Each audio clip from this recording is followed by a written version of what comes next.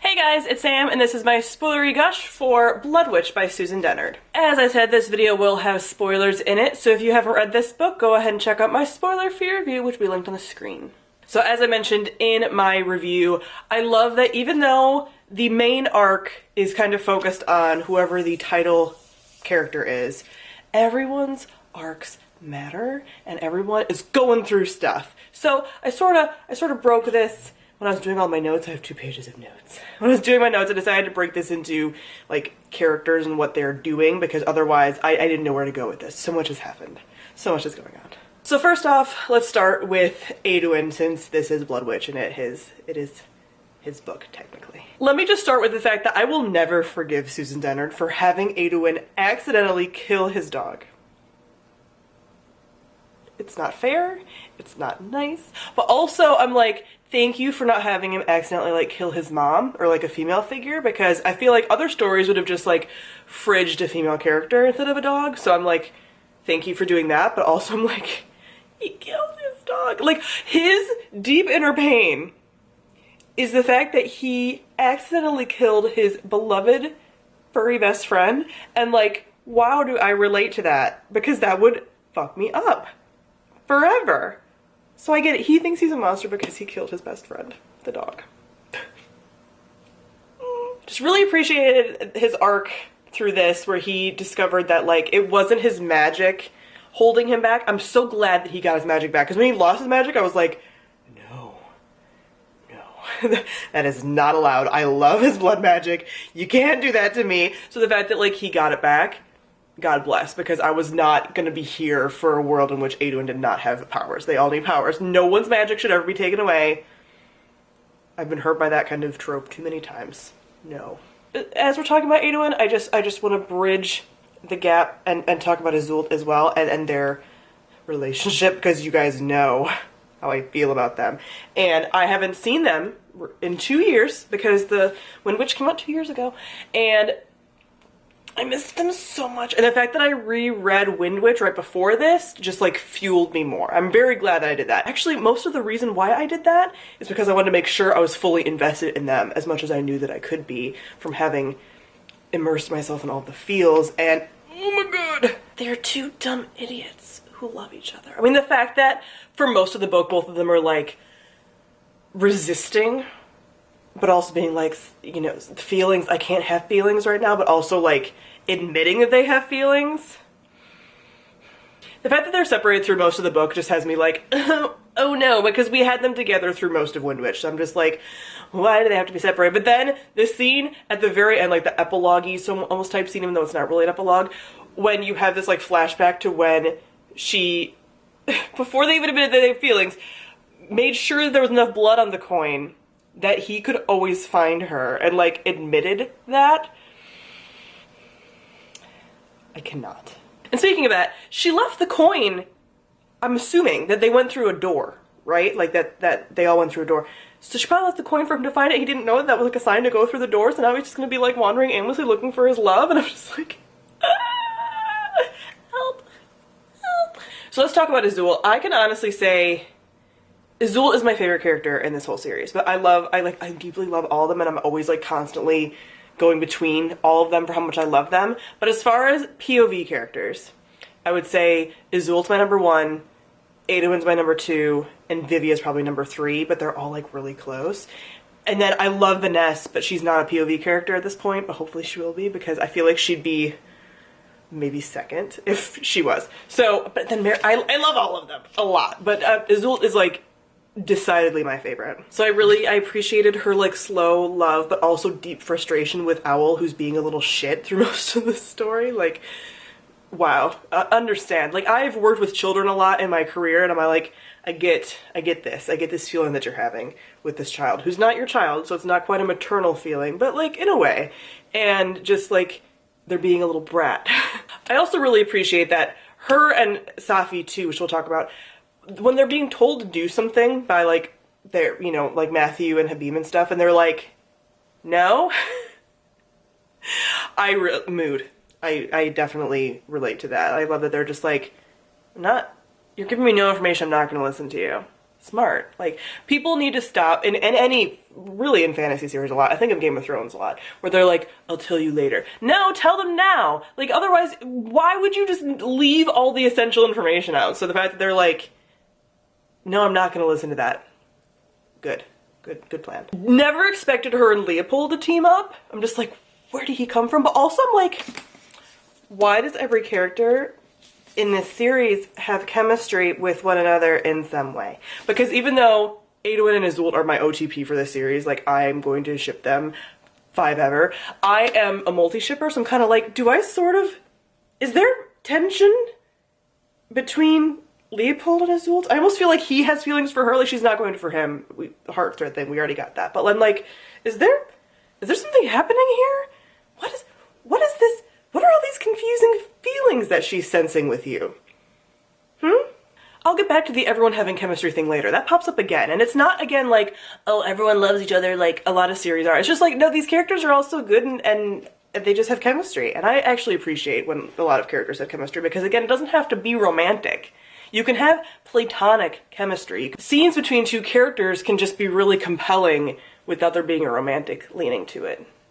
You know? We just talk about the fact that Aeduan and Iseult are Heartthreads. Oh my god! Like, I saw it coming. There's so many good lines. Because there's actually, like, lines where they say, like, you know, when, I forget who says it, but basically thinks that when I stabbed him through the heart, or when she stabbed me through the heart, like, my heart was his, her heart was my, whatever. Yes, because that's when I started shipping them. So thank you for putting it on the page. That's, like, basically canon. And she's, like, always holding out hope for him. Like, when they're separated, she's like, I just feel like I'm gonna keep seeing him. Like, yes. And, like, they're in the heart, I mean, the whole Heartthread scene is just, like, oh my gosh. I mean, we've known it's been coming. There's so many scenes, like, in Windwitch when they're in the river and, like, they kind of work together to save each other to get out of the river and all this stuff. And they've literally walked through fire, like, multiple times for another. She walks through fire to get to him to save him. Walks through actual fire. Your OTP could never. All right. Just know that I have a lot of emotions about them, and you'll be hearing about them at the end of the year when I do my couples wrap up, because they're going to be towards the very top all year. I'm going to be thinking about them all year. But let's move on to Safi. I deeply continue to appreciate her friendship with Vanessa the most. I just love it so much. Like, the loyalty that they've formed with each other, and just like how Vanessa can feel like she can be like vulnerable with Safi, just like, oh gosh, yes, women supporting women. Speaking of everyone having chemistry, and I felt this in Windwitch, but I'm also feeling it again with this. Caden and the Hellbards and Safi's chemistry with Caden.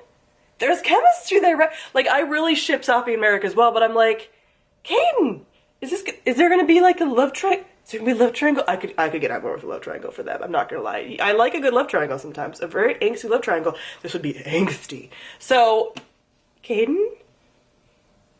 But I also just really appreciate learning more about the Hellbards and that, like, really unique, weird magic as well. Like, you barely see them in this book. Like, they were around a lot more in Windwitch. But, again, they're like, everyone's together hanging out now. So I think we're gonna see more of them, which is fun and cool.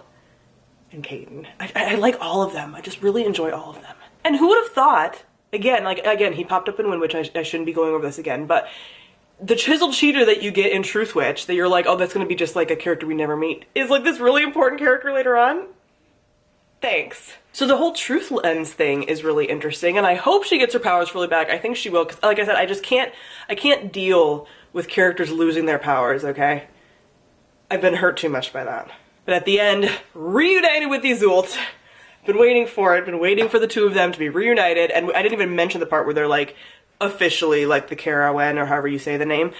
I mean, we've known that from the beginning pretty much, like, of course they are, but the fact that, like, they both, well, I guess Safi doesn't really know, but Iseult knows, and just, and I really like all of the names that Iseult has as, like, that part of the Aeduan, like, it's because she's, like, Shadow, it's like, it's cool. I really like it. I'm excited. I'm so glad they're back together. And as far as ships again with Safi, like, Merik and the whole, I'm using this as a bridge to talk about Merik in a second.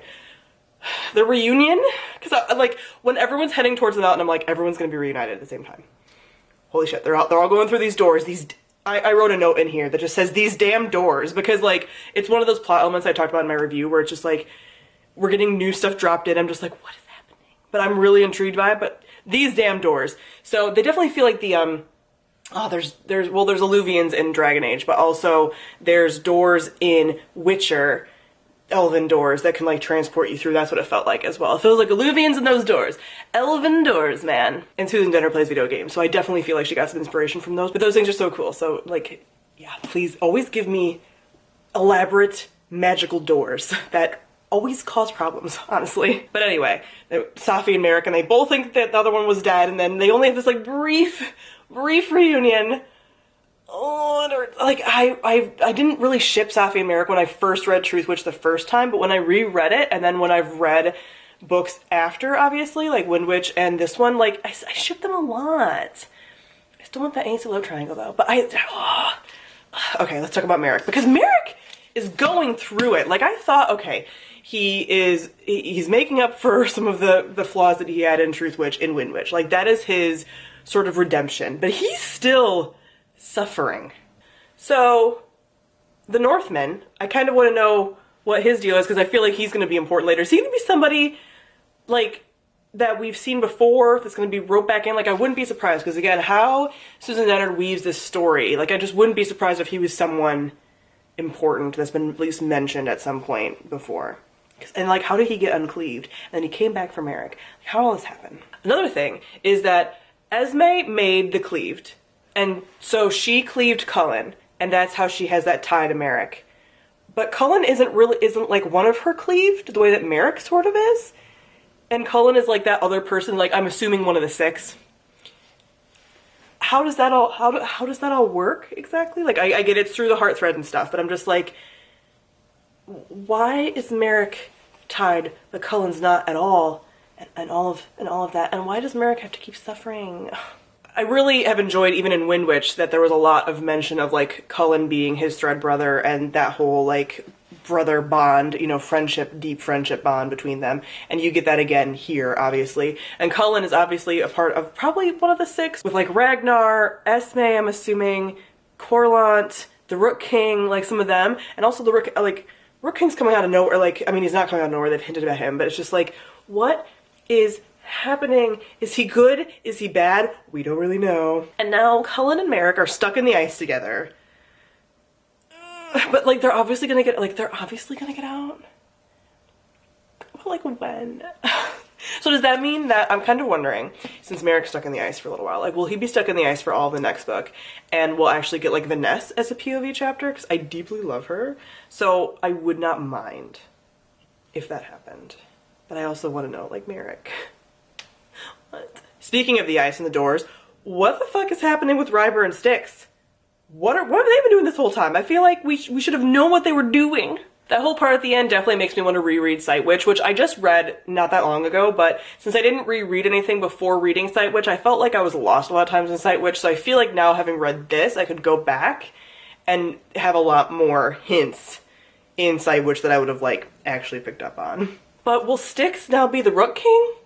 Like, is that what happened with her? Okay, yeah, maybe? I don't know. I also really appreciated Vivia's arc in this book. Like, she keeps getting really good arcs. I mean, they all have like such good character development and such good character arcs, but I really enjoyed what she was going through in this, and I feel like she's really starting a new chapter, like, officially after this. So the whole line, like, Nodin and the Hagfishes should bow to women's rule, just gave me so many feelings, because it felt like the whole, like, all men must die, but we are not men from Game of Thrones. I'm just like, ugh. And then also, like, the scene with Vivia and the water and stuff in the underground city felt very much like a Daenerys dragon scene. Did it not? Like, it definitely felt like a, like, really coming into her, like, home, coming into her queendom, coming into her powers, and really embracing it in a way that she hadn't before. Like, feelings. Her dad can continue to choke, because I just was like, wow, why are you taking everything from her? Choke. But I'm glad that she's finally, like, I thought that she learned that sort of, you know, was coming into her own sort of in the second book, but I feel like in this book she finally solidified all of that, and she's like, I'm the queen, I'm in charge, screw all y'all. So I really appreciate that. And now at the end, Vanessa ended up back with her, so I'm like, are you guys teaming up now? What's happening? So yeah, I definitely feel like this book, like I mentioned in my review, is the start of a new chapter. We've gotten a lot of things dropped in now with like the Six and all of these people like Monk of Rain, and all of these people are being taken over by other beings, and we're getting stuff about like the religions and the sleeper and the doors and all of this stuff that I feel like is still building on the first two books, but I feel like is really jumping off. I feel like a lot of the characters' arcs too they've gone through their first arc and now they need to start their next arc, you know, like they're constantly growing, and I feel like, you know, we've done this part, now we're moving on to the next part of their development, so that's really fun. It just feels like a new chapter within this world, which is fun. Everyone is just teaming up in different ways. I like how the characters are all interacting in different ways throughout the book, and now a lot of them that I've wanted them to be back together, or I've wanted the characters to meet, or whatever the case may be, like, they are teaming up now, which has me really excited. I just don't want to wait.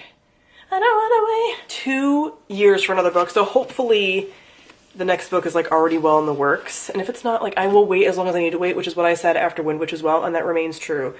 But I just really want, like, to only have to wait like a year. I don't know, whatever's gonna make it wonderful, but I want to know things. I want to know what's happening. I'm worried for all of them, and I love them so much. So I just had a really good time with this book and with this world, and I just really want them to make it into some kind of like series so that I can be immersed in it even more, like a TV show or something. But yeah, I was in this world for like about 2 weeks with the reread, and so now I just miss it. I'm like, I don't have any more Witchlands content right now, are you sure? So those are my in-depth thoughts, which I'm sure I've left some stuff out, so feel free to talk to me about more of it. But comment down below, let me know your thoughts on Bloodwitch. Thank you all for watching, and I'll see all of you guys soon. Bye.